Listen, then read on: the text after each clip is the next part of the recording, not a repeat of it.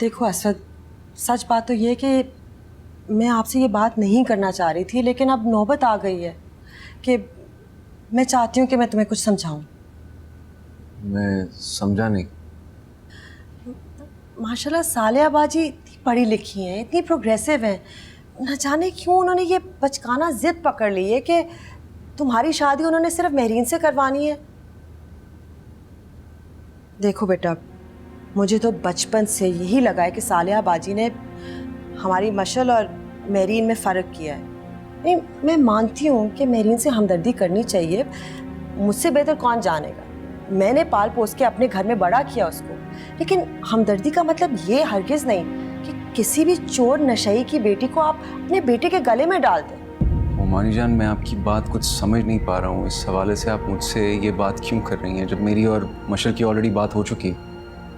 अच्छी तरह से जानती हूँ कि आप और मशर क्या बात कर चुके हैं, इसलिए आपके बड़े होने के नाते मुझे लगता है कि मुझे आपको एक्सप्लेन करना चाहिए ना। मैं अच्छी तरह से जानती हूँ सालिया बाजी सिर्फ और सिर्फ अपनी बहन की वजह से जज्बाती फैसला ले रही है। आपकी पसंद और मर्जी भी तो मद्देनजर रखनी चाहिए ना उनको। मैं कौन सी माँ इस तरह से करती है? मुझे देखो, मशल ने जब मुझे बताया कि वो आपको पसंद करती तो उसके बाबा और मैंने फौरन कहा 100 बिस्मिल्लाह। तो फिर सालिया बाजी इतनी स्टबन क्यों हुई हुई है? मोमानी जान, मैं अम्मी के बारे में कोई बात नहीं सुनूंगा। जो भी उन्होंने बात की मुझसे की, जो भी फैसला था, अच्छा था बुरा था, वो हमारे घर का मसला है, आपके घर का मसला नहीं। तो काइंडली इस बारे में मेरे से बात मत कीजिए। Thank you. बेटा, आप इतने इमोशनल क्यों हो रहे हो? इसलिए आपको बुलाया था ना कि आराम से हम बात करेंगे। और वैसे तो मैं भी आपकी माँ जैसी हूँ। देखो, मशर को लेकर असद तुम हम सबको बहुत अजीज हो। मैं तो सिर्फ ये चाहती हूँ कि अगर तुम और मशल एक दूसरे को दो पसंद कर। लोगों की पसंदीदगी काफी नहीं होती मोमानी जान। जिस तरह आपकी रजामंदी जरूरी है, उसी तरीके से मेरी अम्मी की रजामंदी भी जरूरी है।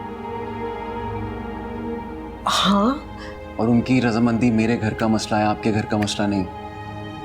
तो दोबारा प्लीज इस बारे में मुझसे बात मत कीजिए।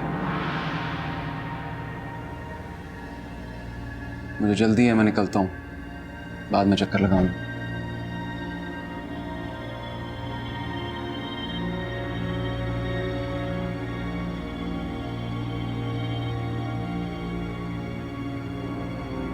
असफद, असफद, असफद, इतना खफा क्यों हो रही है? खफा इसलिए हो रहा हूँ कि उनकी बातें मुझे पसंद नहीं है। अगर मुझे पता होता कि उन्होंने ये बातें करनी है तो मैं यहाँ पे कभी नहीं आता। तुम हालत समझ रहे हो, वो सिर्फ एक डिस्कशन के लिए बुलाया था उन्होंने। हाँ, लेकिन ये डिस्कस करने वाली बात है नहीं ना मशल। मैंने तुम्हें कहा था ना कि मैं अम्मी से बात कर रहा हूँ, उनको मनाने की कोशिश कर रहा हूँ। सिर्फ थोड़ा सा पेशेंस रखो। तुम क्या चाहते हो कि मैं अपनी माँ से जाके लड़ूं, उनको बोलूं आप मेरे साथ कितनी ज्यादती कर रही हैं, कितना जुल्म कर रही हैं? उन्होंने ऐसा तो कुछ नहीं कहा। हाँ, नहीं कहा, लेकिन मुझे अपनी माँ के बारे में ऐसी बातें बिल्कुल पसंद नहीं है मशल।